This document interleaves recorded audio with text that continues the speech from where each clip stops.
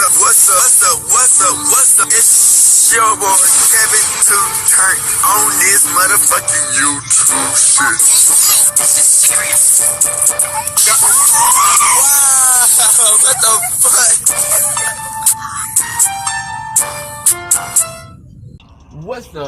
fuck? What's up?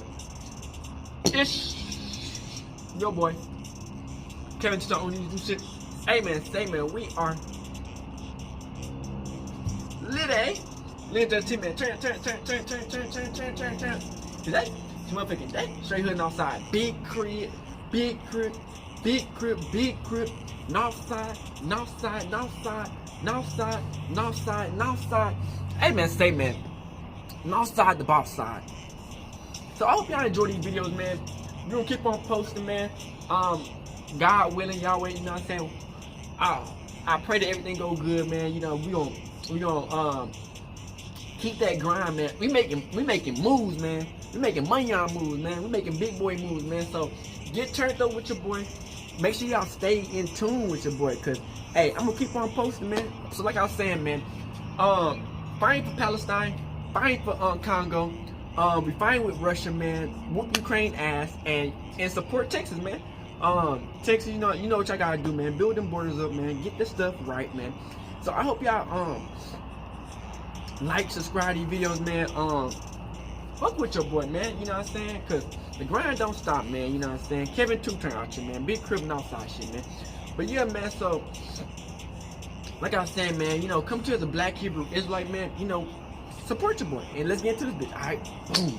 Today, motherfucking day, straight hood and outside crib, man. All right, gang. Gang. Outside shit, man. All right, man. So this shit is crazy, man. Diddy, bruh. Diddy, man. Diddy Combs, man. Puffy, man. This shit is crazy, man. So Diddy, bruh. So y'all know we been reacting to Diddy videos, man. A lot's been going on, man. The Diddy debacle, man.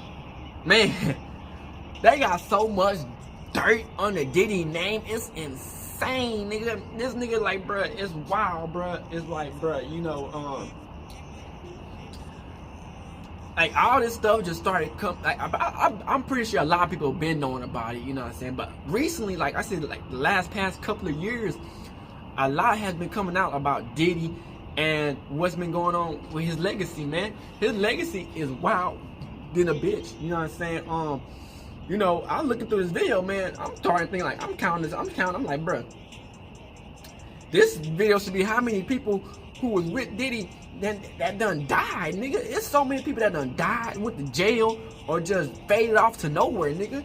You know what I'm saying? It's like once you get involved into what Diddy got going, nigga, your whole career is gone, or you end up dead, nigga. And you know, it's like, it's crazy because it's like, you know, I was looking back at this. It's like, you know, this video, it shows his upcoming to now, and it's like, damn, you know, how did Diddy just become a mogul like this? You know what I'm saying? Now, like I always say, man, the white man, you know, invested into Diddy. You know what I'm saying? And that's what this stuff is, man. These white people, man, got their agenda that they put on to the black community, and they force it secretly, you know what I'm saying? And they use a person that they feel like they can use to force their control onto other people. So that's basically what this whole shit is, man. And they just took control over what the white man used to do to him, and now he doing it to the black people. And y'all know about all this revolt and all this stuff that he's been losing. He's been losing the champagne business, revolt. But Diddy's still a billionaire, so he's like, you know, Diddy's still up, man. And it just, hey, sometimes you got, cause he done lost a lot of things, but he always rebuilt it up. So who knows what Diddy got in the vault? You know what I'm saying? Him and that bitch. So you know what I'm saying? I got this video. It's gonna be a good long video, man. Shout out to Swamp Stories, man. You know, he got a lot of details in this bitch, man. So I hope y'all enjoy these videos, man. Make sure y'all fuck with your boy, like, subscribe, and get the message out, man. You know, support your boy, man. Keep on rocking with your boy, and let's put these videos in.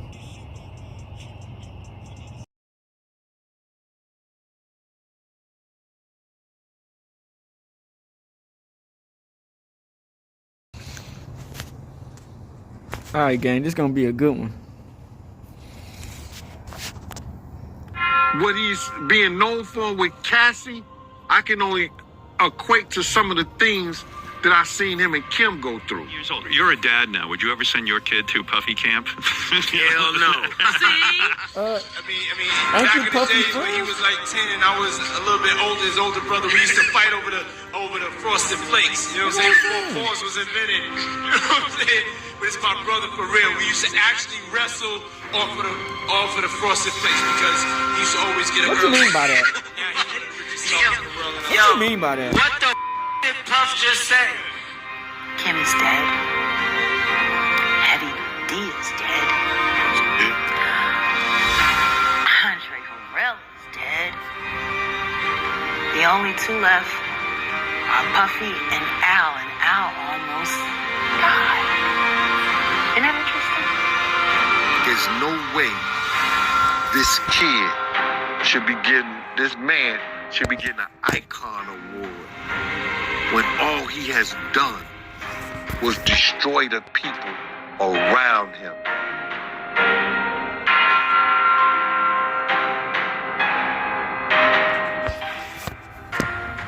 Welcome back to another episode of Swamp Stories. For this one, we do something that we've never done before. We take a deep dive into one of America's most controversial figures. He's loved by some, hated by others, but everyone knows that he's a boss that you never want to piss off. As talented of a genius as he is, he's also known to be equally as angry, manipulative, and flat out evil. So in this video, we gather information and opinions to create an unbiased and hopefully accurate depiction of the man himself. This is Surviving Diddy, so let's dive in. Wow. The story begins in 1970s Harlem, a very rough place at the time. Poverty and violence ruled the community, and people did what they had to do to survive.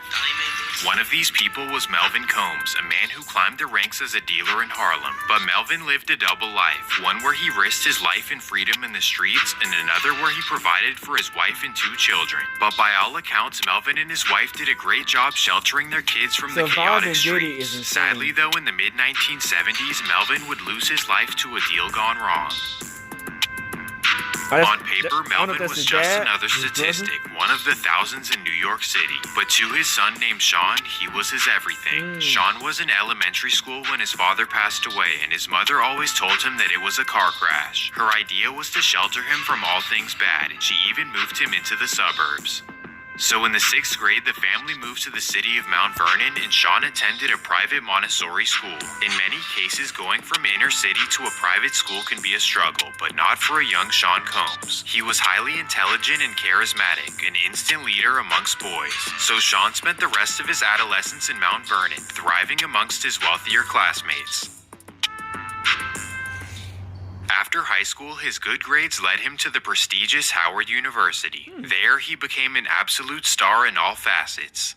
He joined a fraternity and was known for throwing the best parties in D.C. What's your critic? On top of this, he started a cab service that would safely take home drunk students after parties. He was already a natural businessman, and everyone knew that he was destined for success. All he had to do was wait patiently for his first major opportunity. For him, this would come rather early. In fact, it was in 1989 after his freshman year. While home in Mount Vernon, he linked up with a good childhood friend named Dwight Myers, also known as Heavy D. Growing up, Heavy D was like a big brother to Sean, a mentor in many ways. While Heavy was a talented rapper, and by 1989 he signed a major deal with Uptown Records. So over the summer, he introduced his friend Sean to the owner of Uptown Records, a respected mogul by the name of Andre Harrell.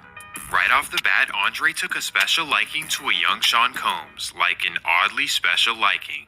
I guess he saw major potential in him because he decided to give him a major opportunity right away. So in the summer of 1989, Sean was hired as an intern at Uptown Records. Over the summer, Sean spent countless hours in the studio and in meetings with major artists from around the country. It was truly a dream come true for a freshman in college, something that's pretty much unheard of.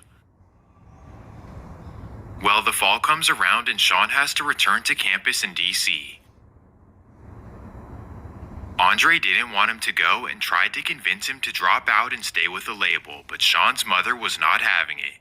So together they came to a compromise. Twice a week, Sean would take the train from DC to New York to be at the Uptown office. This was 4 hours each way, meaning that Sean spent a total of 16 hours a week just to remain an intern at Uptown. This really didn't make any sense. What could he bring to the table that required him to do all of this hassle? Well, you might find out in just a second, so hold on. This crazy lifestyle continued for a few months until Andre Harrell put his foot down.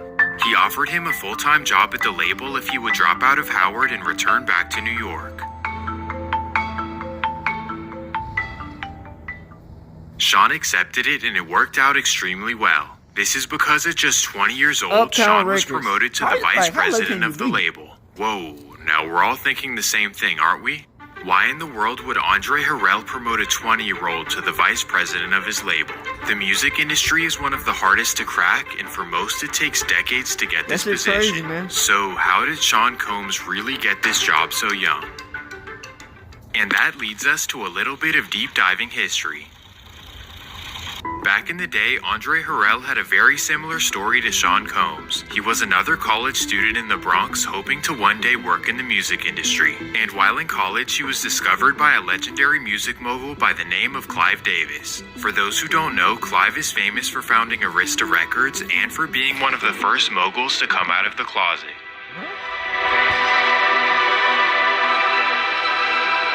While Clive took a special liking to Andre and took him under his wing in the music industry. Long story short, in 1985, Andre was given funding to start his own music label, one called Uptown Records. So just like Puff, Andre went out and discovered underground rappers, one of which being Heavy D. So again, this begs the same question. How did Andre get this position at such a young age? Well, according to Sean's former assistant, it's all a power dynamic with Clive Davis at the top. The insinuation is that the boss takes advantage of a young intern and will pay them back later on. He loves the ability to manipulate and control people. Why? Most likely because he was victimized by his mentor, who loved to control people. Butt blast. And his mentor was Andre Harrell, Tell us how who was was mentored by Clive Davis. Don't tell me that Andre Harrell got by Clive Davis too. That's what I'm saying. Don't tell me that Andre Harrell got by Clive Davis That's what I'm too. saying. Regardless of the truth, stories like these have always been rumored in entertainment. Essentially, you get taken advantage of by those in power, and that's how you make Damn, the it white in your man was fucking industry. them niggas, Then man. the idea is that over time, the Crazy. former victims become the perpetrators. Now, of course, these are all just rumors, but Yeah, Jaguar white people, does man, get more that's where they be specific. getting all that type of When Sean was hired at leverage. sending out when They be Sean taking was on their hired ways at to Uptown, lead Andre people, Harrell they had a raping personal assistant named Kim Porter, and the rumor states that she caught Sean doing special favors for Andre. Huh? But then again, you know, you had it in for Andre because Andre used to make you What? and Kim Porter had footage of it. Huh? And Kim Porter had He used to footage do what? of He it. used to fuck what? The rumors have never proven to be true, but they will be important later on. Well, make of all that what you want, but the fact is that Sean's career took off from here. After becoming the vice president of Uptown, Sean Man, truly fucking put his me. head down and grinded for success. that's how they He motherfuckers be scouted doing, the man. They local ain't- that- underground these motherfuckers scene don't in be order to legit, man. find They his be first diamond doing in all the this rough. fugazi This stuff, is man. how he discovered his first Hey, artist in how they 1991, do is crazy, an MC man. out of Long Island by the name of legacy, Craig wow. Mack. Craig was an instant success, but Sean wasn't satisfied with just him. While scrolling through the Source magazine, Sean was intrigued by a rapper in the unsigned hype section. This would be a young rapper out of Brooklyn by the name of Notorious Big. So in March of Diddy. 1992, Sean got in contact with Big and brought him to I the heard some studio. things about Tupac. Who knows? He was blown away by his talent and instantly signed him to Uptown Records. Boom, this was his next Uptown protege. Now I know what you're thinking, but Biggie was a certified street dude and he was not going for that. It was strictly a business relationship. Okay. Here is where things get interesting.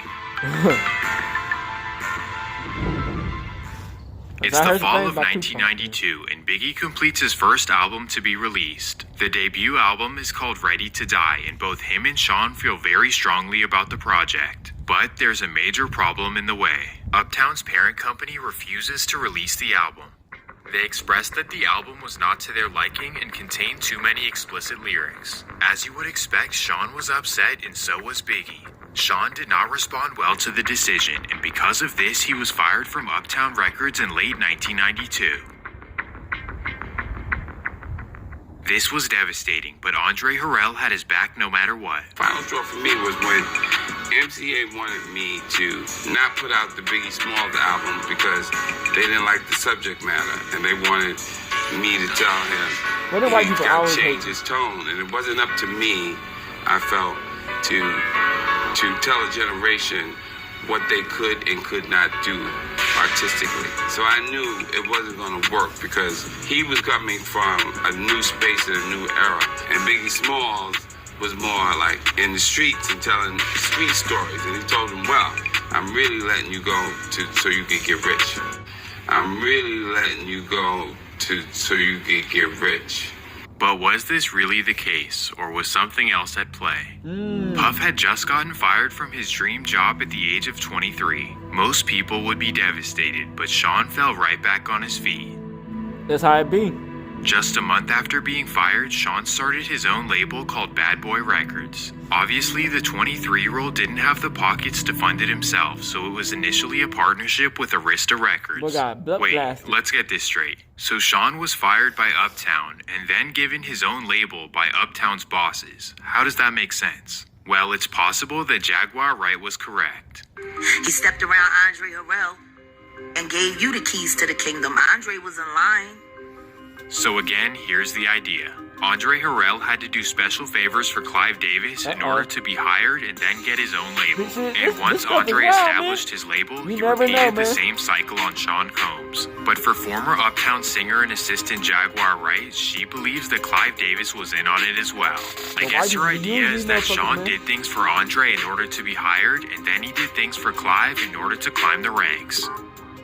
And being that Clive is above both of them, he had the authority to give Sean his own label. Andre got passed over. Like, how do you go from being the president of Uptown and losing your entire company to your intern? Like, Puff started out as an intern. And that's because you know Clive Davis, and we all know he has lots of secrets. Clearly, he trusts you. He stepped around Andre Harrell and gave you the keys to the kingdom. Andre was in line. Damn, if the rumored power dynamic is true, then Clive Davis did replace Andre Harrell with Sean Combs. Meaning that now, instead of Andre, it was Sean doing special favors for Clive. And as a reward, Clive made Andre drop him from Uptown and gave him his own label. Of course, though, this is all silly speculation. But what's not speculation is that Uptown's artists were released from their contracts and were able to sign with Bad Boy Records. This way, Sean now had full control over Biggie and Craig Mack. Well, after starting Bad Boy, Sean started going by the alias Puff Daddy. This is a name given to him by his mom because when he was a kid, he used to huff and puff whenever he was mad. So now we enter the era of Puff Daddy and Bad Boy Records. Puff's Bad Boy released their first album in July of 1994, which was Craig Mack's Flavor in Your Ear. The album took off to immediate success, and this is how Bad Boy entered the industry. Then just 2 months later, Biggie's debut album Ready to Die released as well. Both albums did well, and Puff was eager to keep it going. So just 2 weeks after Biggie's album, Bad Boy released Craig Mack's second album, Funk the World. Puffy couldn't miss, and he was eager to recruit more and more new artists. He was becoming so respected in the industry that other moguls were coming to him for advice. And that takes us down to Atlanta, Georgia. In 1992, music mogul L.A. Reid discovered a 12-year-old singer named Usher Raymond. While watching him perform at a local talent show, he saw some Michael Jackson in him. He was so impressed that he signed him to his label LaFace Records at just 13 years old. Interestingly enough, LaFace Records was under the Arista umbrella. Just keep that in mind. Well, the story goes that in order to prep Usher for his music career, he was sent to go live with none other than Puff Daddy. So at 14 years old, Usher was sent to live with Puffy full-time, something known as Puffy's Flavor Camp. I guess the idea was for Puffy to mentor him and send him down the right path. Mentor what? But according to Usher, there was a lot more going on than just that. I moved to New York City, and I lived with Sean Puffy Combs for a year. That's the crazy thing. Now, that was L.A. Reid's idea, right? We're sending you New over York to City. something called Puffy Flavor Camp. There you go. To learn Flavor Camp. Yeah, Flavor that's what Camp. it was called. And you're going to go to Puff Daddy's. He's going In the 90s, do you understand what that's like? Puffy's place was like just filled with chicks and orgying like nonstop, right? No, not really. I Come mean, on. but hey, it was curious. I got a chance to see some things. Yeah, but you were 13. What were you I seeing? went there to see the lifestyle, Right. And I saw it, and it was, but I don't know if I could indulge and understand what I was even looking at. It was pretty wild. It was, So nobody it was crazy. tried to, some woman didn't come along. I didn't say that. Okay. I didn't say that. What I did say is that there were very curious things taking place, Uh-huh. and I didn't necessarily understand it. Uh-huh. Biggie Smalls was there. Biggie Smalls was there, Lil' Kim, Craig Mack. All these people are hanging around. Yeah, man. Faith Evans, And your Jodeci, parents were Mary J. okay? Blige. They didn't know nothing about this shit. Oh. I was having a good time. You know what I mean? Does he have you doing any chores? Are you doing dishes at all? I mean, to keep you humble somewhat? Or are you just like, can you stay up till 4 in the morning with them and party? I mean, I could. I Yeah. actually stayed up longer than them. And do you have money? What's going on? I mean, I had like per diem. Yeah. I had like, What like a a living. life. Yeah, it's pretty crazy. 14 years old. You're a dad now. Would you ever send your kid to Puffy Camp? Hell no. Nigga. Many people out there believe that Usher was Puffy's first victim of the power ritual. There's no proof to show that, but these clips may convince you that something strange was going on. I mean, back in the days when he was like 10 and I was a little bit older, his older brother, we used to fight over the frosted flakes. You know what I'm saying? Before pause was invented. You know what I'm saying? But it's my brother for real. We used to actually wrestle off of the frosted flakes because We all know how he Kevin used to Hart always get get up down. early. Now he's one of the richest stars in the world. And What the fuck did Puff just say? Nobody's gonna acknowledge this but me. Puff just said we used to wrestle over the Frosted Flakes, and we're streaming live. That was stupid. So what do you guys think? Is Usher a part of surviving Diddy, or is this just a silly assumption? Who knows? Well, now we move on to the next chapter. Regardless of all the nonsense, Puff was truly a genius at discovering and developing artists, and in the process, he was gaining immense wealth and power in the industry. As you would expect, the success got to his head pretty quickly. By many accounts, Puff grew an obsession with having complete control. He wanted control course. over everyone around him, Nigga, you even gotta for be the a butt silliest blasted to things. do all this So here's the personal first art. example. Shit. The year is 1995 and Craig Mack is eager to continue his success. So he puts together his third studio album, one by the name of Operation Get Down. The story goes that he brings the album to Puff to get it released, but things don't go as planned. Puff allegedly tells Craig Mack that if he wants the album released, he has to fire his manager and then hire a bad boy manager. But Craig's manager is one of his closest friends and has been rocking with him since day one. Because of this, Craig is loyal to him and tells Puffy no. Even though it's a silly request, Puffy is pissed because he doesn't have control over the situation. Puff told Craig Mack if he didn't change management, he wasn't with him no more. That's crazy. Craig wasn't getting rid of his management. Craig said, yo, Puffy listen here, man, I'm not is a changing my narcissist, managers man. because you want to. Puff said, yo, I ain't that kid no Power more. control Not at all. junkie. I was right there when he said that. Told Craig Mack, you don't change your management, I ain't fucking with you. Damn. Craig stands on his principles and refuses to That's fire what's his up. manager, so Puffy decides to be petty. He completely stops paying him and refuses to release his smarter than music. Biggie. This made R.I.P. things awkward at Bad Boy, as Craig no longer had the power to control his career or his narrative. In this 1995 interview, you can see the awkwardness on full display. Like, Craig Mack could not believe that Diddy would really lie on camera like that. I'm sure you got much things in store for my man. Yeah, definitely. We got a new album we're working on him to drop in January. You can see the disbelief in Craig Mack's face, like, no way he's saying this. Damn. From here, frustrations grew further between Bad Boy and Craig as Craig felt on his betrayed by eyes. his boss. I was your first artist. I was the one who took the risk and signed to your label. And more importantly, I've made you a They whole lot of use money. you up, man. And now you're willing to throw Yep. away my career over a silly manager. What is going on? But not only did Puff want his career to dwindle, it's also rumored that he wanted him killed. Craig knew what Puff was capable of, so everywhere he went, he rolled around with a blicky, something very risky in New York City. He even contemplated getting rid of Puff in order to save his own life. Yeah, that nigga got, I ain't got, that nigga got uglier in age. That nigga ugly as hell. That nigga got uglier in age. Nigga, that nigga got a face only a mama could love type shit. Trying to kill me.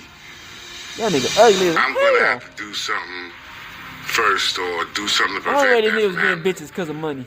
That money on, that was the only way that nigga getting bitches. That's facts. In what world should an artist have to fear for his life because his own boss wants to harm him? Well, Craig says that Puff tried to set him up at the studio, but when he showed up with certified goons, he decided to back off. So thankfully, the situation didn't end terribly, but it was the start of a new era for Puffy. Not only had he become a control freak, but now he was bringing the threat of violence to the table. Slowly, the golden child of the industry was becoming the villain behind closed doors. And now we enter Diddy's violent era. While the Craig Mack drama was taking place internally, a whole nother beef was stewing in the industry. By the fall of 1994, Bad Boy had competition for rap's biggest label, and this would be California's Death Row Records. Particularly, Tupac had become the biggest star in rap, and everyone wanted a feature. In this case, Uptown Records producer Ron G wanted Tupac to record a verse for Biggie Smalls. So Pac asked for $7,000, and Bad Boy agreed to pay for the verse. So Pac records the verse with Ron G, and then is told to go to the Quad Studios in Manhattan to pick up the money. And that takes us to November 30th, 1994. It's crazy you get paid 7 G's. He probably made $100,000 arrives off in Manhattan and walks to the Quad Studios. As he's entering the building, he hears some Bad Boy associates yelling his name from the upstairs window. Pac is excited to meet with Bad Boy, and he walks in the lobby to take the elevator upstairs. But as he approaches the elevators, two men in masks are waiting for him right there. Before he can run, the men whip out and reach for his pockets. Pac tries to fight them off, but that's when the men make a wild decision. While being carried out of the lobby, Pac flips off Notorious Big and other Bad Boy associates, assuming that they set him up. Thankfully though, Tupac would survive his injuries after a successful surgery.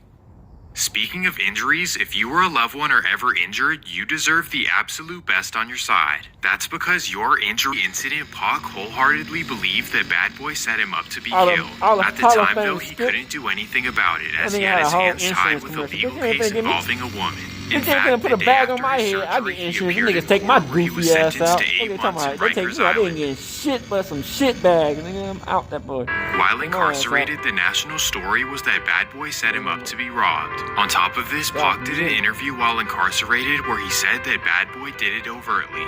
He claimed that when he was on the way to the studios, Puff kept calling him to see where he was. He wanted to know when exactly he would get in, and that was Pac's main reasoning for thinking they set him up. Because of this, Puff was under major scrutiny, and he needed to clear it up.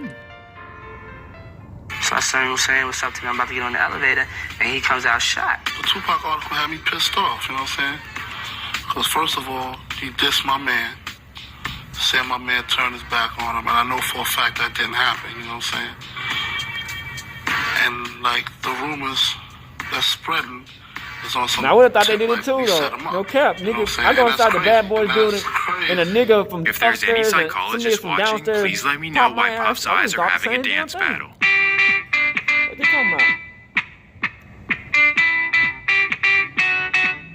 Anyways, Puff was not done clearing the air. In fact, he visited Tupac at Rikers Island to assure him that Bad Boy had nothing to do with it. But was this really the case? Because Puff's bodyguard claims that he let this happen to Pac. The people who knew what was going to happen to Pac was in the studio. Was in the part of the Quad Studio with Jimmy Hitchman, and that was Andre Harrell and Puffy. So damn, Puff knew. White man was using these niggas, man. If Gene Deal's perspective hasn't convinced you, then maybe what happens next will. In February of 1995, Biggie released a hit song called Who Shot Ya, which many people think is a Tupac diss. And one of these people was Pac himself, who felt betrayed and lied to by Puff. You told me one thing to my face, but your actions proved otherwise. To an alpha male like Pac, that was the ultimate disrespect. Well, after the record, all peace was off the table and Death Row cut ties with Bad Boy. That takes us to August 3rd, 1995. It's the annual Source Awards in New York City, and Death Row were nominated for Soundtrack of the Year. Of course, tensions are in the air because the show is in New York, and everyone is curious if anything will happen. Well, Death Row wins the award, and Suge takes the stage. First of all, I'd like to thank God. Second of all, I'd like to thank my whole entire Death Row family on both sides, you know what I'm saying? I'd like to tell Tupac to keep his guards up. We ride with him.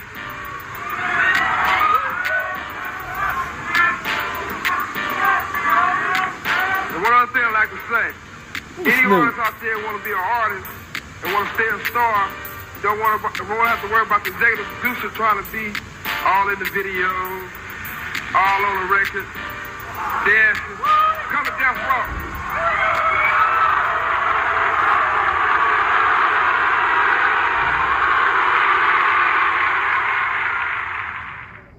This was obviously a sneak diss at Puff, and the crowd was not feeling it. To make matters worse, Snoop Dogg takes the stage and doubles down. The East Coast don't love Dr. Dre and Snoop Dogg. The East Coast ain't got no love for Dr. Dre and Snoop Dogg and Death Row. Y'all don't love us. Y'all don't love us. Well, let it be known then. We know y'all East Coast. We know we at East Coast and F. This moment here officially kicked off the Bad Boy versus Death Row beef. This meant that Puff's gangster was now being put to the test for real. Being that they exist on opposite ends of the map, interactions would not be often, but being in the same industry, the sides were bound to cross paths. September 23rd, 1995. Here we are in beautiful, well, not at the time, but here we are in Atlanta, Georgia for Jermaine Dupri's birthday celebration at the Platinum House nightclub. Here, much of the rap industry will be in attendance by midnight. Early in the night, though, it's just the Bad Boy crew and associates hanging in the club before it opens. This would, of course, be Puffy, his bodyguard Wolf, Too Short, Dallas Austin, and plenty more. So they're all chilling in the club, and a couple of hours go by. And this is when they receive some unexpected visitors. At 10 p.m., the Death Row crew arrive at the Platinum House parking lot. First, a Death Row associate named Big Jake walks in the club to scope it out. He then looks around and sees Puff Daddy and Jermaine Dupri sitting at a table in the corner. He instantly walks back to the parking lot to tell Suge where they are. Then together, the massive duo walk into the club headed for Puffy.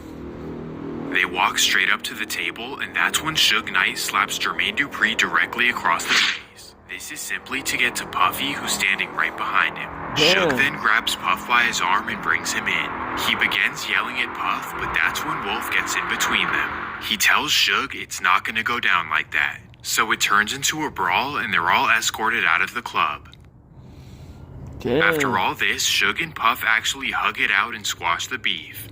I done slapped the whole nigga. But then out of nowhere, shots go off across the street. So they all duck down and look over to see what's going on. All it is a man across the street shooting his gun into the air. But while everyone is distracted, a man walks right behind Big Jake. We own the club, the Platinum House. I had been at Jermaine Dupri's party and I seen Jake, and he was looking for Puff and they was looking for Jermaine and them there. I didn't see them at their own party. Jermaine Dupri, his security, Puff with Wolf. And Jake looks in and see these guys. Suge came back. Boom, boom, boom, boom, boom, boom, boom. He came right in and slapped the shit out of Jermaine Dupri. Ah! And Puff was standing right there and he snatched Puff with one hand. Suge had him with one hand and was shaking him. Then Wolf reached over and grabbed him. Shit ain't going down like this no more. Standing there, Suge's in front of with Puff. They walked to the limo. All of a sudden, somebody started shooting across the street. I could see this dude just busting. Pop, pop, pop, pop, pop. They were called the play for the overlay. They started shooting across the street to make everybody look. We looked. The dude came out of nowhere and just touched Jake. And Jake was about 400 pounds. Big Jake was Suge's best friend and Death Row's security wherever they went. So this loss was devastating to Death Row, but they had no idea who did it. But then a few days later, 3 witnesses reported that Puff's bodyguard Wolf was the assailant. Whoa, did Puff's bodyguard take out Suge Knight's best friend? A week later, Wolf was arrested for the incident. So does this mean that Puff ordered the hit of Suge Knight's best friend? Death Row definitely assumes so, but Wolf was able to beat his case about a year later. Hope y'all can hear me. In the meantime, though, the beef was up. With Tupac shot and now Big J killed, Death Row was looking at Puffy like an absolute menace. And coincidentally, not too long after the loss of Big Jake, Tupac was released from Rikers Island. As soon as he got back to LA, he hopped in the studio and recorded Hit 'Em Up. For real. One, if not the most disrespectful song in rap history. He dissed Biggie by saying that he smashed his girl and pretty much obliterated the whole Bad Boy camp. As you would expect, Puffy was pissed. But at this time, he felt invincible, so he decided to do the unthinkable. He decided to schedule a Bad Boy tour on the West Coast from Seattle down to San Diego. However, he knew that the tour was a risk, so he decided to tap in. Tap in with his best connection in LA. This would be a man named Keefy D, who he met at a hydraulic shop in Compton. Essentially, in 1994, Puff asked Keefy if he could borrow one of his cars for a video, and they locked in from there. He had called up our hydraulic place and asked to use a lowrider. Keefy wasn't just a car guy, he was also a high-ranking member of Compton's Southside Crips. So naturally, when Puff announced his tour, he hired Keefy and the Southside Crips to protect him. He had a West Coast tour coming up, but Zipper came pick me up. We rolling up Greenleaf in our neighborhood, and his phone ring, boom, and it was Puff. And he like, you think it's cool to come out here and do concerts? I'm like, why it wouldn't be cool? Just let me know the dates and give me some tickets. We had the Crips there. No flat. I see he was trying to play us against each other. Crips, Bloods, you know what I'm saying? Sugar Blood, we the Crips. So behind the scenes, Puff was potentially creating a beef between Compton Crips and LA Bloods. I guess he played it smarter. Dude with the red, I get the blue. Well, thankfully, nothing happened and the tour went smoothly. But later that year, they would run into each other at the Soul Train Awards and they would have a standoff backstage. Allegedly, Tupac and Suge pulled up on Puffy. You hear the door go boom, and then you see Tupac with Suge and about 1,000 Bloods and Crips walking down the middle of the auditorium, just screaming because Big them had just went off. So just imagine Tupac coming, walking down the aisle, walking up the steps, and just walking into the back. It wouldn't have been too good if they got hold to him, because they couldn't have handled what they had with them at that time. Like, they were totally outnumbered. Crazy. Puff felt embarrassed and disrespected, and something needed to be done. So allegedly that next night, he took Keefy D out to dinner on the Sunset Strip.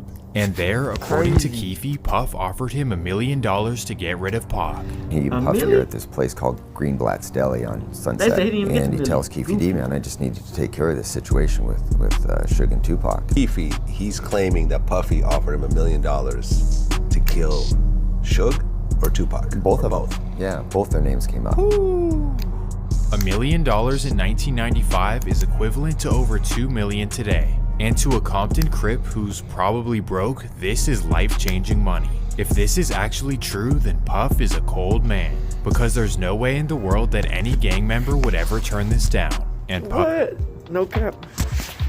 Because there's no way in the world that any gang member would ever turn this down. And Puffy knew this. It was only a matter of time. Who the fuck turned down $1 million? I mean, come on, man. Let's be honest, bro. Like that shit, bro. September 7th, 1996. And he didn't even get the It's a big day in Las Vegas as Mike Tyson is set to fight at the MGM Grand. Of course, for the big fight, all of the celebrities are in town, including Tupac. He would have most definitely bet that Well, nigga it's ear the off, afternoon and everyone is having fun before the event. Particularly, Tupac and Suge Knight are walking through the casino lobby. That's when they're approached by a man who's being disrespectful. This would be a young man named Orlando Anderson, the first cousin of Keefy D and fellow Southside Crip. Well, the story goes that he disrespects Pac, and Pac socks him in front of everyone. Orlando is furious, so he goes and gives a statement to police. Tupac punched me. Then he meets up with Keefy D and tells him about what happened at the casino. So Keefy and Orlando sit in the hotel room thinking about what they can do. Then they get a call from a very important factor. This would be a New York plug and associate of Puffy by the name of Eric Von Zip. Zip allegedly calls them and says to meet in his rental car. Keefe and Orlando hop in and he hands them a Glock 40. They then hop out and Zip takes off. Keefe and Orlando then hop in their own car. 11 p.m. The Tyson fight empties out and Tupac hops in Suge's BMW 7 Series. Suge then pulls off and stops at a red light on Las Vegas Boulevard. Coincidentally, Orlando and Keefe happen to be reaching the same red light. They hear some girls yelling Tupac's name and approaching the BMW. That's when they pull alongside the car. From there, Orlando rolls his window down and the rest is history. The incident shocked the world and shifted all the attention away from the Mike Tyson victory. The world's biggest rapper was now in critical condition and not expected to survive. 5 days later, on September 13th, Tupac was pronounced dead at the hospital. The boy died, man. Everyone wanted to know who did this, but no witnesses ever came forward. Well, here is where things get juicy. Damn, that was corny. Right after the news broke, Keefe D recalls getting a call from Puffy. He claims that Puff asked him, "Was that us?" and promised him the $1 million reward. You said that Puffy called and said, "Was that us?" Because Puffy called too, right? Yeah, him and Biggie's wife. What's her name? Faith. Yeah. So tell me about that. Them 2 calls and everything. He just asked, "Was that us?" Who said that? Puff did. Now it's time for Puff to pay up.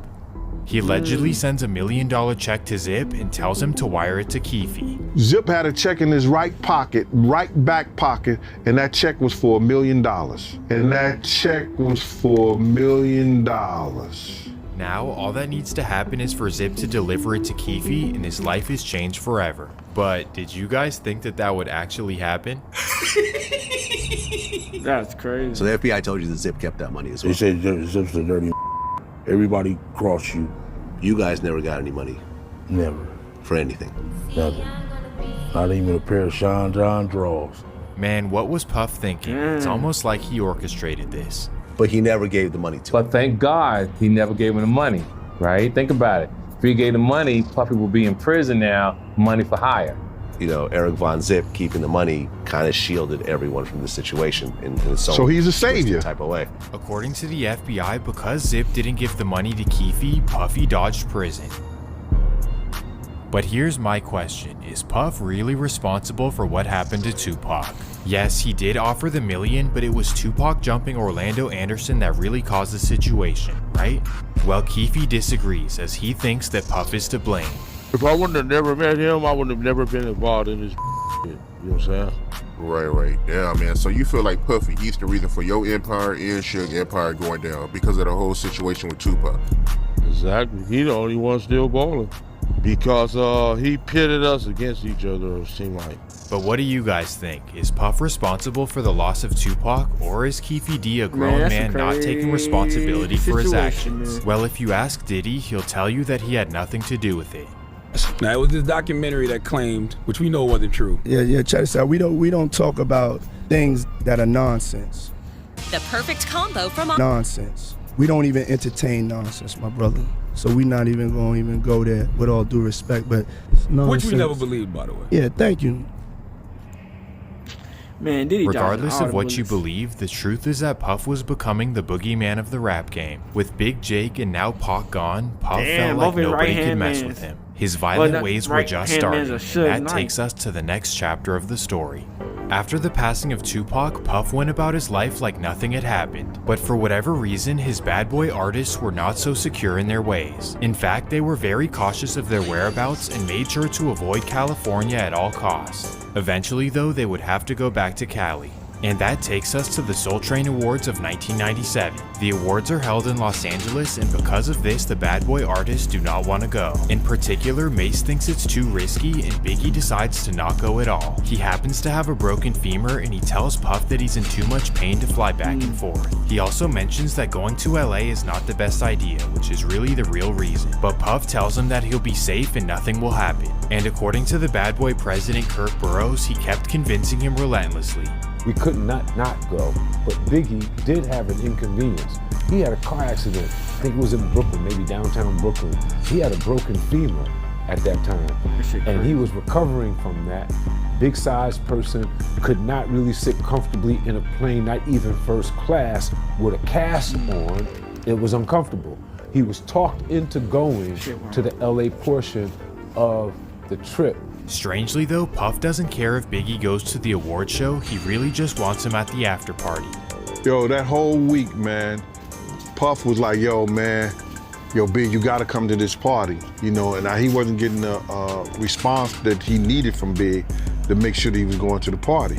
Finally, Biggie caves into Puff and decides to come to LA. But what Puffy doesn't know is that directly after the award show, Biggie will be flying to London. This is because Clive Davis booked him for a major media appearance where he'll be introduced to a worldwide audience. Weird name. March 7th, 1997. The award show takes place and everything goes smoothly. That's when Biggie tells Puff that he's headed for the airport to fly to London. As you would expect, Puffy is livid and he calls Clive Davis right away. He tells him to cancel Biggie's appearance in London because he wants him at the party in LA. But it was put together so that Biggie could receive an international press junket in London with all press from around the world meeting him that Saturday, Sunday after the Friday award show night. Diddy called late Friday night saying he's not going to London. Call Arista, cancel it. That's crazy. You go. You represent it. You go. What? He's not going. He wants to stay here in LA. Why? So we knew how big of an event that could be. Strange, right? Wouldn't you want your artist to fulfill this amazing opportunity? Right. Making him Puff skip was out hating, on a man. worldwide appearance just so he could go to some silly party? It doesn't quite make sense. On top of this, earlier in the day, Mace warned him that some guys might be coming after them. They was telling him that they wanted Big and Puff, and he was all right, he was good. Me and Mace spoke, and then he was telling me all them bloods and everything that was out there. If this wasn't enough, Gene Deal informed him as well. I said, Puff, I got some intel. The guys are coming to kill us tonight at the museum party. Here was Puff's response. He said, Gene, I don't want to hear that. He said, you ain't got to go if you don't want to go. So Puff knew there was a threat and brushed it off. Puffy been knowing what's up, man. Puff, Big, and most of Bad Boy are at Steve Stout's party in the Hollywood Hills. At 12:30 a.m., LAPD show up to shut down the party due to a noise complaint. Because of this, everyone at the party is forced to go their separate ways. For Biggie, he rolls out with his friends D-Rock, Lil Cease, and his driver G Money. At 12:45, they stop at a red light on Fairfax and Wilshire, and that's when a Chevy Impala pulls right beside them. Bang! The incident shocked the world again, and everyone assumed that this was revenge for Tupac. Now, of course, this may be true, but something that happened directly after is very strange. Puff took a flight to San Diego just 2 hours after Biggie's passing. Puff went to San Diego and they put him on a jet about 2 hours after Big died. See, I don't know everything about the world, but what I do know is that when your best friend dies, you don't leave them. It doesn't make a whole lot of sense, and all I can think of is, was Puff involved in the passing of Biggie? Biggie was supposed to be Well, his bodyguard, Gene Deal, seems to think so. You gotta look at what people do, man.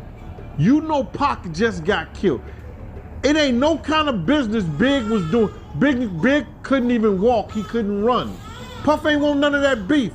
So what I'ma do is, y'all want the sheep? I'ma put him out the pasture. Catch him if you can. If you the wolf, if you got that wolf in you, catch him if you can. Why in the hell you would put your man in a situation?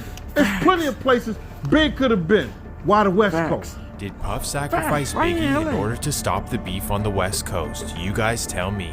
There's no way that Puff would do this to his closest friend and main artist, right? I mean, after his passing, he even released songs to commemorate him. Not to mention that he spoke highly of him in interviews as well. And as far as my theory, it would be inadequate for me to speculate. I would just be like everybody else to speculate on who did this or why it was done. I mean, one thing I do know is that it was evil. It was ignorant. And it hurts, you know what I'm saying? What has it been like emotionally for you? I mean, it's a tragedy. Seeing a close friend like that gunned down. What have you been going through? That shit crazy. Honestly, you know, it's been hard. I mean, that's the only way Diddy I know could describe about it, you know. When it wasn't supposed to be like this. Let's talk about that. Tupac Shakur's death about 6 months ago kind of showed how vulnerable rap artists are. Yes. Did Biggie at all feel that his life was in danger? He never told me, I can only speak, he never told me he felt that his life was in danger. We always, me and him, we always had conversations, and I'm very close with God, and through our relationship, I was trying to show him how God is his friend, and he was taking in God as his friend, you know, and it was a gradual thing. After seeing this interview, are you guys convinced that Puff had nothing to do with it? Who knows, but wow is all I have to say. But I'm not the only one who feels uneasy. In fact, Bad Boy's second biggest artist felt sick to his stomach. In the height of his rap career, Mace decided to leave Bad Boy and to become a pastor. His relationship with Puff had fallen apart, and they've been arguing over money ever since. So with Biggie and Mace gone, Bad Boy was falling apart at the helm. But leave it up to the genius of Diddy, he would quickly replace their talent. What? In 1998, Puffy would discover an East Flatbush rapper by the name of Shine Poe. Shine was brought to him by DJ Clark Kent, and he was so impressed that he signed him to a major deal on the spot. The deal was worth millions of dollars, and Shine was given 3 cars and 2 homes. Shine was Diddy's new protege, and it was working out really well. They were quote-unquote best friends, and Puffy had him rolling with him everywhere. Maybe he was a changed man, and this was the artist he was not gonna fall out with. Or maybe Sean Combs just is who he is. December 27th, 1999. It's a big night for Shine as his debut album is finally finished and it's ready to drop after New Year's. So to celebrate, Puff takes him out to Club New York in Times Square. It's Puffy, his bodyguard Wolf, the infamous J-Lo, and of course Shine. As they're strolling through the club, Puff accidentally bumps into a man named Matthew Allen, also known as Scar. This is bad because Scar happens to be a notorious street dude from Brooklyn. Well, he instantly turns around after being bumped and sees who it is. He then decides to make a scene and starts yelling at Puff in front of everyone. Then, according to witnesses, he threatens Puff and even threatens Shine as well. He then does the unthinkable. He grabs for his waistband and all hell breaks loose. Oh shit. Shots ring out and everyone runs outside the club. 3 people were injured in the incident, but thankfully everyone made it. But here is where things get interesting. In typical New York fashion, Scar went straight to the police. He told them that both Puff and Shine targeted him. So the next morning, Sean and Shine were both arrested. Could this be the incident that finally takes Puff down? Puff hired the 2 best lawyers in America, Johnny Cochran and Ben Brofman. But of course, Bad Boy did not provide a good lawyer for Shine. Either way, both of them were facing major time in New York prison. So here's how it went. For Puffy, his amazing lawyers worked hard and he was found not guilty on any charges. For Shine though, his case went completely differently. He admitted to letting a shot off in the air, but says that he was not the one responsible for the 3 victims. However, the jury didn't believe him and he was sentenced to 9 years in prison. That ain't that bad. What's your credit card debt balance? If jury didn't believe him and he was sentenced to 9 years in prison. But he didn't do shit. Shine felt betrayed by Puff during the trial. That's because in his eyes, he saved Puffy's life and Jennifer Lopez's. On top of this, he claims that Puffy sent a witness to testify against him in order to take the blame off himself. People probably have the impression that you're just consumed with the idea that, you know, justice wasn't served here and that somebody turned his back on you. It's not a matter of, you know, turning your back on me. Like, how do you call a witness to testify against your comrade? But I'm facing 25 years, and you looking at probation. Yeah, those are the things that you understand are unacceptable. You don't have to hold my hand. You don't have to do nothing, but don't try to hurt me. Where you know he calling witnesses, you know, to do me dirty. Then you understand that, you know, well, man, if these guys is working for him, because I went to the judge like 3 times complaining about inefficiency with my lawyers, because they was just dumbing out. So now, did Puffy sacrifice Shine so he could dodge a prison sentence himself? Well, of course, Gene Deal seems to think so. And Shine know he had put people up to testify against him and all that. Ain't no way somebody gonna send me to jail for 10 years when we all could have walked away. Shine know what I'm talking about. If this is all true, then it's another example of Puffy being disloyal to those he calls his friends. It seems like everyone else is disposable when his ass is on the line. Or you could look at it like this: in his defense, he had a lot on the line and he did what he had to do to be free. Either way you look at it, this is a major stain on the story of Sean Combs. After he won his case, Puff decided to wash away his past and start with a new persona. So the first thing he did was change his stage name to P. Diddy, or Diddy for short. Some interpret his name change as him trying to leave his old ways behind. Puff represented how angry he was as a kid, and anger led to so much destruction in his life. P. Diddy would now be the level-headed businessman, or at least that was the plan. After all of this drama and loss, he wanted Bad Boy Records to restart their success. But now without Craig Mack, Biggie, Mason, Shine, Diddy needed some new talent. So of course the musical genius went out looking for his next star. Diddy's strange recruiting tactics. First, he wanted to sign a talented underground rapper by the name of 50 Cent, but 50 recalls what he believes as strange recruiting tactics, like possibly Clive Davis, Andre Harrell activities. West Coast rapper Exhibit had a similar story as well. I heard you tell a story before about how Puffy, he took you to a club before and you seen a whole lot of men kissing and you seen a whole lot of weird stuff going on. Man, I ain't gonna touch that man. It's been talked about. Shout out to Puffy. Love, you know what I'm saying? All good. We gonna leave that alone, man. That shit put to bed. He ain't trying to get killed. Done. Now these two stories could mean absolutely nothing, and that's why I really didn't even want to include them. But this next part is pretty crazy. The year is 2003 and Diddy is looking to sign new artists. But in this case, an artist comes to his desk looking for a deal. This would be New Jack City actor and R&B singer Christopher Williams. Long story short, Christopher got a deal from Bad Boy, but how it happened is the real story. According to Jaguar Wright, the old rituals came back around. She claims that Diddy's lawyer walked into his office and witnessed Christopher Williams giving him favors. I think it was like 03. There was a young woman. She's a lawyer. Sucking that nigga or at least she was. She used to be an entertainment lawyer. I hope I won't be putting her in danger while she was working at Bad Boy, because she was one of the lead counsels for Bad Boy Entertainment. She witnessed something. She witnessed something that was disturbing to her. But what was really disturbing to her was the conversation that she had with Diddy after. See, Christopher Williams, I don't know, I guess he wanted to sign. I don't know what happened. But Puff was supposed to be giving him a demo deal, and he gave him a demo deal, and I guess it was supposed to turn into an album deal, which that never happened. Suck him up for a million. Crazy. But this young woman walked in to get approval on some paperwork. See. And when she walked in, the door wasn't locked, so she didn't think twice about just walking in. And when she walked in, she saw Christopher Williams giving that nigga head on Puff. And I just don't know, he was like, it's power, see? Of course, this is all rumors and speculation, so we'll leave it at that and move on to the next generation of Bad Boy. The next generation would be led by Southern rappers Young Jock and 8 Ball and MJG, both of which would go gold instantly, and the genius of Diddy was on display once again. And finally, with these two, there was no rupture between Diddy and his artists. However, just because things went smoothly with them does not mean that was the case with everyone else.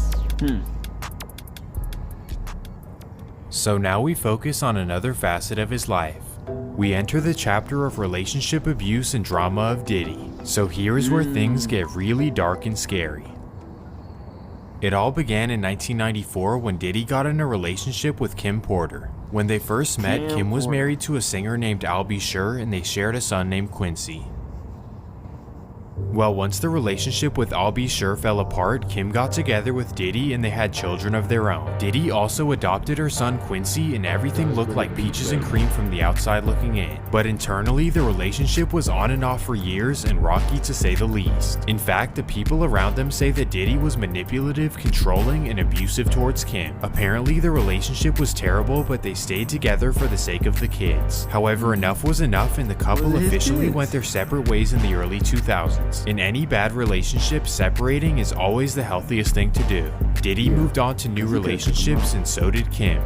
Kind of. During their separation, Diddy's controlling instincts could not hold back. As we now know, when something is out of his control, he absolutely freaks out. Even though he moved on to other women, he could not handle Kim seeing other men.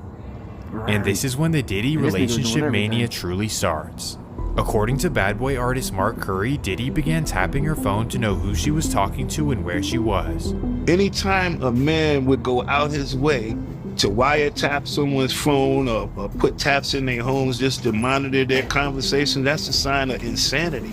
He know everything she doing. As Diddy allegedly overheard all of her conversations, he was bound to hear something that he didn't like. That day would come, and it would definitely not be pretty.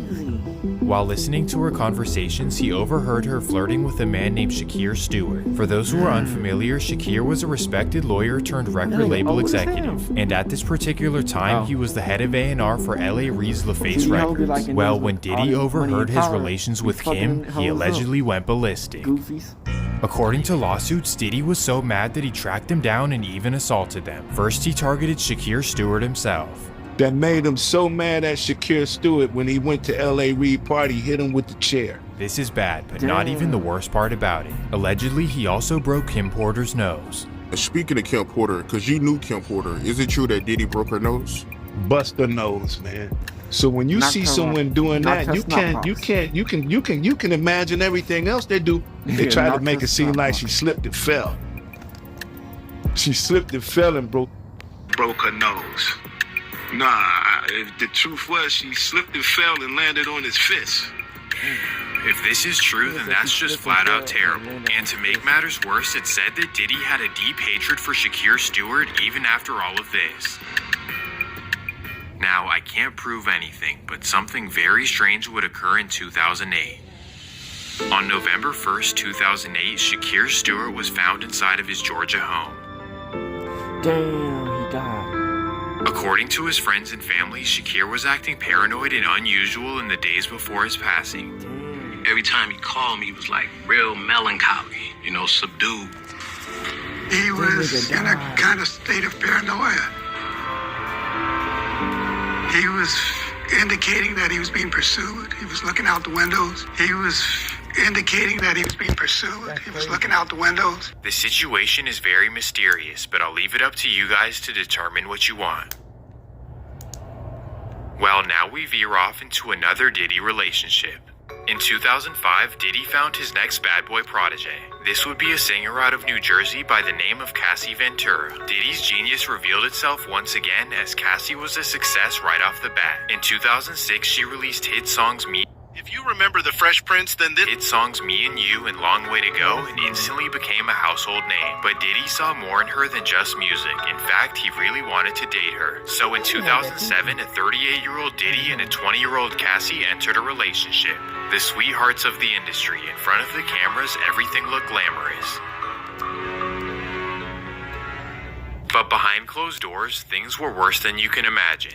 According to Cassie, this is when her life became a living hell. First, she claims that Diddy was physically violent. Of course, this is horrible, but the next part is even crazier. She claims that Diddy forced her into relations with other men, all while he watched. What the actual... Well, by 2012, Cassie had enough and decided to take a break from the relationship. As we know from the Kim Porter experience, this could only mean trouble. After leaving Diddy, Cassie began talking to superstar rapper Kid Cudi. And if you know anything about Cudi, you know that he's probably the chillest guy you could ever meet. Regardless, Diddy's jealousy and control issues ran rampant once again. According to Cassie, Diddy threatened Cudi and said that he would blow his car up.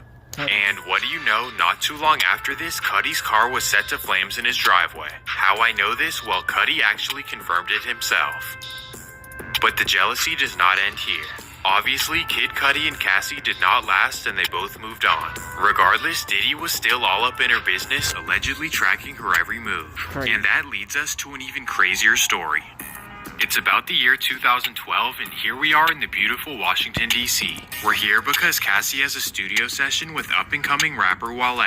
And before the session, Wale warns his entourage not to stare at Cassie. This is because he knows that Diddy is absolutely nuts for her. Wale been telling us, like, before we even get to the studio with him and Cassie in the studio, Wale was already telling us, like, man, we better go to the studio with Cassie. Man, Diddy be acting crazy over her. Diddy don't want nobody working around her, so y'all make sure y'all don't look at her too wild or make her feel uncomfortable.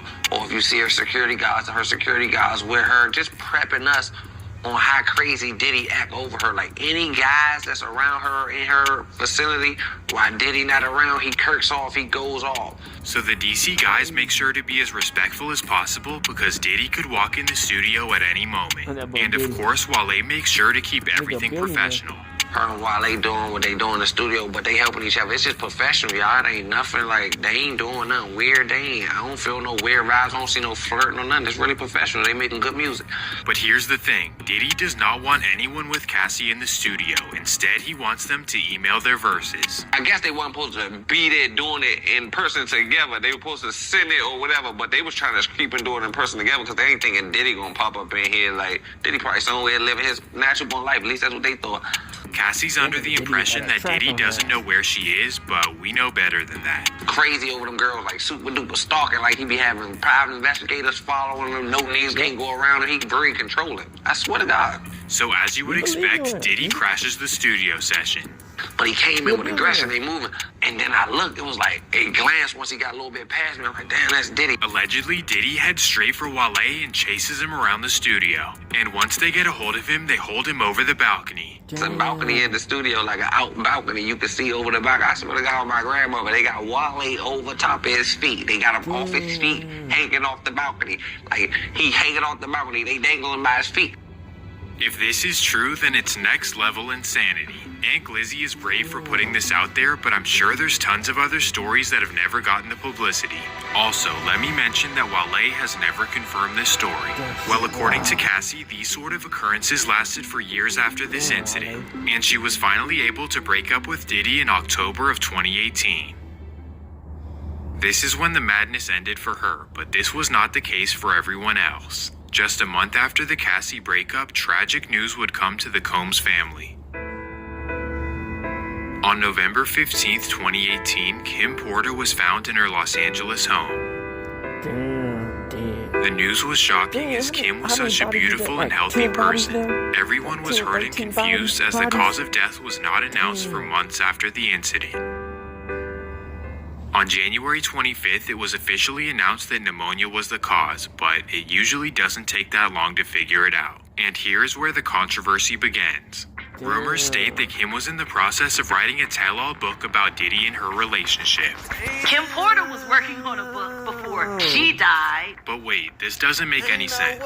She died of natural causes, so what does a book have anything to do with it? Well, Jaguar seems to believe that this is a lie and that they covered up the true story. Kim died from pneumonia, but there's the first coroner's report that said it was ruled a homicide and they found toxins in her body to prove that she had been poisoned. You know, they have poisons that create heart attack and pneumonia-like symptoms. Now these are some serious claims, so now let's do some investigation. Firstly, the claims that it was initially ruled a homicide have not been proven. However, the fact that it took months to get a ruling is very unordinary. And because of this, a celebrity coroner named Ed Winter was asked to investigate. So, what did Ed Winter find? Well, he didn't find anything, but not for the reasons you'd think. Ed would sadly pass away of a heart attack not too long after. And as you'd imagine, Kim Porter's case has not been opened since. What do you guys think? Is Diddy powerful enough to take out Kim and Ed Winter? Make of all that what you want, but now we move on to another mysterious case. On May 7th, 2020, Andre Harrell was found in his Hollywood Hills home. The passing was ruled as natural causes as a result of heart failure. Now again, why would this be mysterious? Well, Jaguar has her suspicions. Andre was writing a book right before he died. Okay, so she thinks it's another book, but she also thinks that Diddy always had it in for him.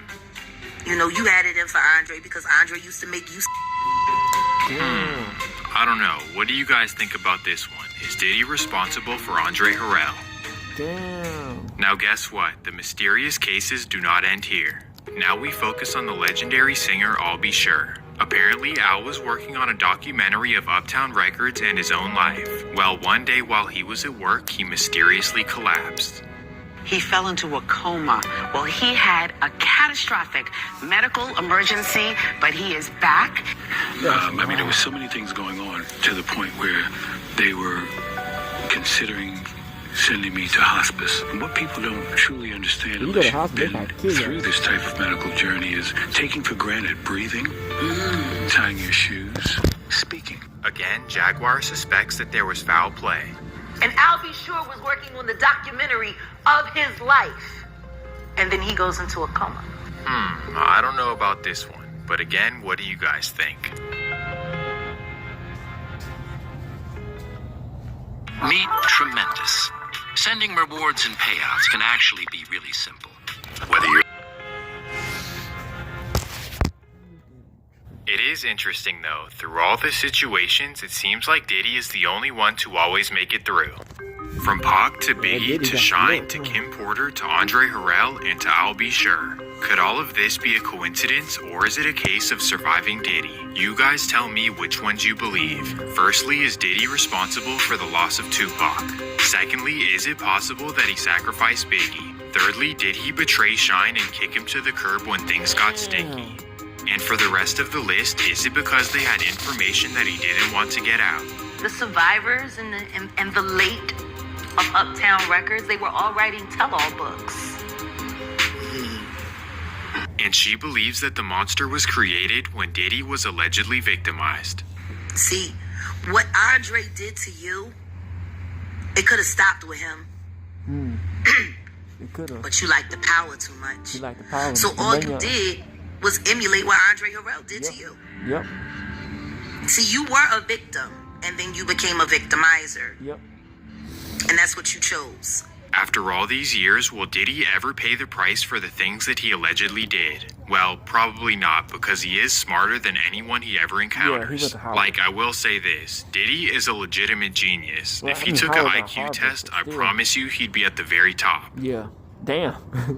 Regardless, though, Cassie would finally come forward against him on November 17th, 2023. This is when she came forward with a major class action lawsuit accusing him of all kinds of crazy stories. Everyone was shocked, like, whoa, Diddy is cooked. Damn. But within just 24 hours, Diddy settled the lawsuit for an undisclosed amount. Many people estimate that the payment was over 8 figures. Diddy will most likely never go to jail, but not everyone around him can say the same.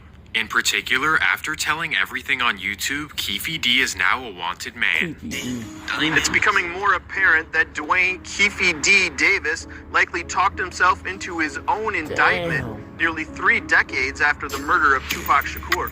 We now know more evidence considered by a Clark County grand jury in returning an indictment against Dwayne Keefe D. Davis. It consists mainly of Davis's own words gathered over the past few years from interviews he gave. I got no reason to lie. Wow, wow, wow. You'd think that with all the crime in Vegas, they'd have other things to focus on. But in their defense, Keefe D did make it really easy. All they had to do was look on YouTube. But here's the real question. Will Diddy get arrested in the case as well? Given the fact that Keefe did say that Diddy put $1 million on Tupac's head, it's definitely possible. However, he may be saved by Eric Von Zip's decision to keep the money. Personally, I can't see him getting arrested, but only time will tell. Well, this might be my favorite video that I've ever made, and I hope you guys feel the same way too. So if you want to see me make another video... Alright, back. Alright, gang. So I hope y'all enjoying that I be talking in my videos, man. Y'all already know why I be talking in my videos, man, because these YouTubes, man, they be copywriting people's videos. It's like, bruh, it's a reaction channel, you know what I'm saying? That's why you put the videos on YouTube and we react to them. But these people are stingy. They stingy as hell, you know what I'm saying? And it's like, you know, so we gotta watch out for some of these videos, man. So I hope y'all enjoyed the vid, man. It was a good, hey, that was a long ass video. I watched every single last bit of it. I hope y'all enjoyed that bit, man. So yeah, man. So it's like, man, Diddy had pretty much a good upcoming bring, you know what I'm saying? Somewhat anyway, you know.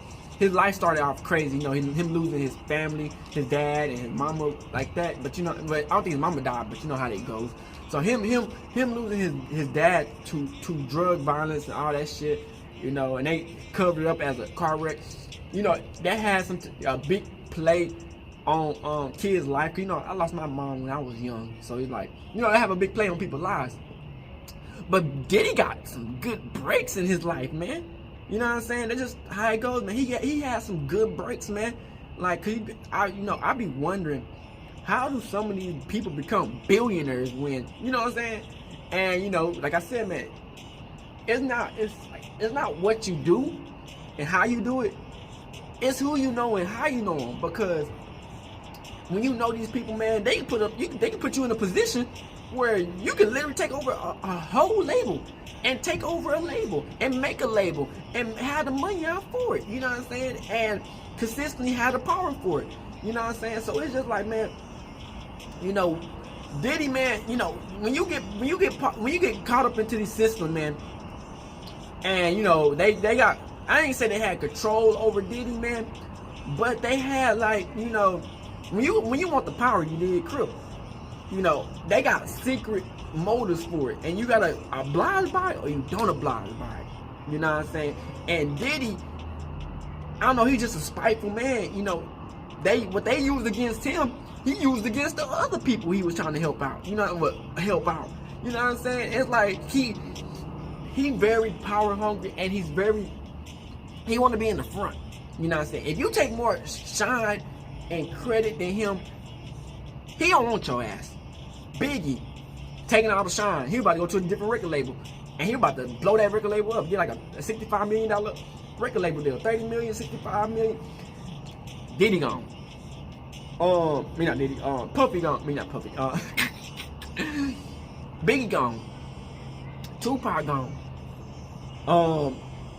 His friends are gone. People who connected to Suge Knight was gone. It's like, man, these female allegations and so much more allegations that they did not put into the video that's been going around. You know what I'm saying? It's like, damn, you know what I'm saying? It's like, you know, I don't give a fuck, because fuck all that goofy shit. If that nigga didn't help me out, if that nigga ain't helping me out now, that nigga ain't gonna never help me out. Fuck that nigga. You know what I'm saying? Like, you feel me? Like, if he ain't gonna help me out now or help produce a nigga, or, you know what I'm saying, he ain't gonna do it no way anyway. So I don't give a fuck, man. It's just like, bro, when you take out people, man, for your own selfish greed, man, it's all gonna come back. It's all gonna be to bite you in your butt. Cause look at all this shit that's going on now. He losing Revolt. He lost his fucking Champagne. He losing fucking all this other stuff. He losing money on to these fucking hoes who got these accusations up. You know what I'm saying? So I just be like, man, you know, yes, black people, man, we live a crazy life. We live a crazy life, man.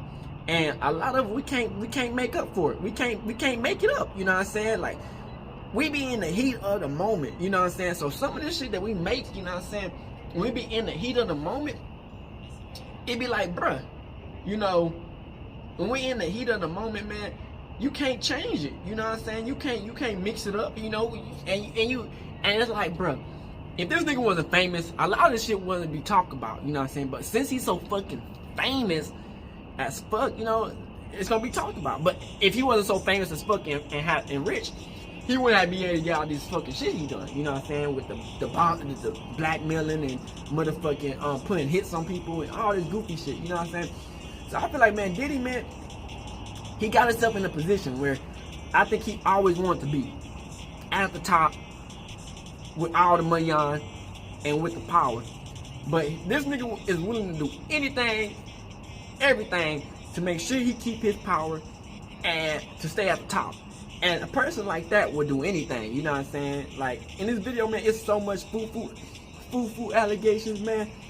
You know what I'm saying? We don't know what to believe on that shit, man. They just foo-foo this, foo-foo that, you know what I'm saying? It's sad because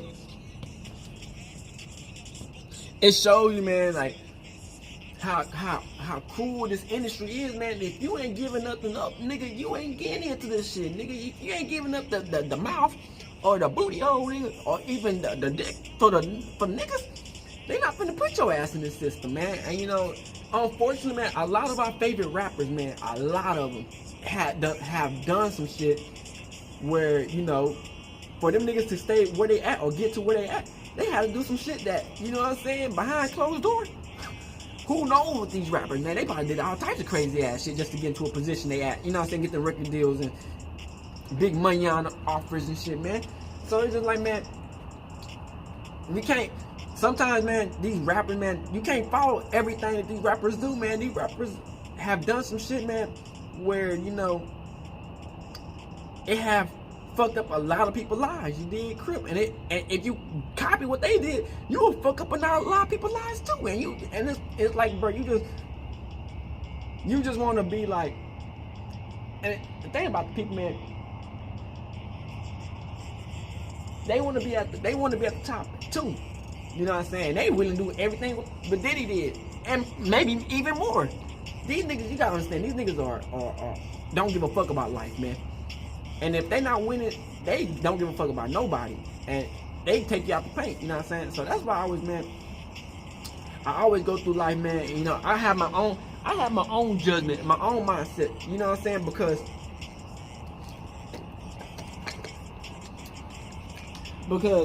if you go off of what people are telling you and not really do the research, they'll tell you whatever. They'll say the sky is purple, motherfucking all types of colors. You know what I'm saying? Just to say it's that color. You know what I'm saying? And you know if you believe them, you believe them. They say yeah, the sky is purple. It's gray all the damn time with silver polka dots everywhere, every day. You know what I'm saying? All night, all in morning, evening, don't matter. You know what I'm saying? If you believe these niggas, so they'll tell you to run off the bridge and say, hey, if you jump, it's gonna be a safety net, and it end up being no safety net. So it's like, bro, you know, he interrogated, you know, well, basically they trying to say that nigga snitched. He interrogated people. He tried to set these niggas up, man. But at the end of the day, man, I seen this one post, man. They said, man, Diddy, man. I mean, I guess, man. Because I was thinking about it. I was like, man, Diddy might be the definition of what a gangster is, not the gay shit. You know what I'm saying? Most definitely not the gay shit, but how cool and how crazy this shit is. Hey, he survived longer than Tupac, Biggie, Easy. Became bigger than all these motherfuckers that ever done it. You know what I'm saying? He's still out here putting in work and keeping his name relevant. And so it's like, bro, you know, it's wild, you know what I'm saying? You know, the more you think about it, like, damn, man, motherfucking, Diddy been through a lot, man. The people around him been through a lot, man, who's still surviving, because they got surviving. I'm like, bro, man, this whole allegations is wild, bro. Like, ain't no damn way you getting caught up like this, man. But like I said, man, people be young. They don't be thinking niggas gonna be keeping notes and records, but they said they were recording this nigga do foo-foo shit. I'm like, bruh, what the fuck is going on? These niggas do anything for money, honor, and power, man. It's like, wow, bruh. It's like, man, I can't really judge a nigga because, you know, that's his life and that's what he chose, but like, bruh, I could be like, man, that's some wild ass shit, and like, man, what the fuck is actually going on with the situation, man? So, you know, with the allegations that went on with the females and stuff, man, with his wife, with that lady passing away, and that person who got him to the game passed away, and they were trying to say that Diddy was all connected to it. I'm like, man, bro, yes, Diddy is a billionaire. He most definitely can have Secret Services agents follow you anywhere. You know what I'm saying? So, hey, man, I'm just saying, man, y'all be protected out there, prepared, man. Stay prepared, man, so you're gonna get prepared. Know the surroundings and really know who's in it for you to win, because a lot of people will build you up, just knock you off, to take everything you built. You know what I'm saying? And they'll build you up, knock your ass off, and take everything you done and act like they been for you the whole damn time and never was your friend in the beginning. You know what I'm saying? That's just, you know, people like that, man. It's sad truth, man. You know, Like I said, man, people will cross you out for money, power, fame, and fortune, man. And and even bitches, it don't matter no more, man. If you got a little bit of something, they'll try to cross you out. And that's why you always gotta stay 10 toes in your mind. Always gotta be solid, man. Because as long as you know who you are, you got some control. You know what I'm saying? So make sure y'all like, subscribe to these videos up, man. Kevin 2 turned out for the one time, man. You know, I try to post these good videos for y'all, man. I hope this video stay up for y'all niggas. You know what I'm saying? I go hard in the paint. You know what I'm saying? I react to them, I record them, screen record them, and you know what I'm saying? I shout out to the people, man. You know, they put the work in too. So, you know, like I said, man, it's all fair game, you know what I'm saying? This whole thing is like, you know, it's all meant to, like, we all can help each other out. But once you start trying to hold people and fuck people accounts up, man, you just ruin the game, man. And it's like, bro, like, why do you even exist, nigga? Like, if you gonna try to copyright people's channel, man, why do you even exist, man? I don't even do that. If somebody take my stuff, I don't do that shit. That's goofy shit. Like, nigga, we all can win. So I hope y'all enjoy these videos, and we out the bitch, hood and outside, big crib type shit. Gang go. Big crib. Big crib. Gang. Hey, Dad, you know, dog, when we link up, dog, this shit be legendary. You know this instrumental, you the engineer on it, so Kodak everywhere.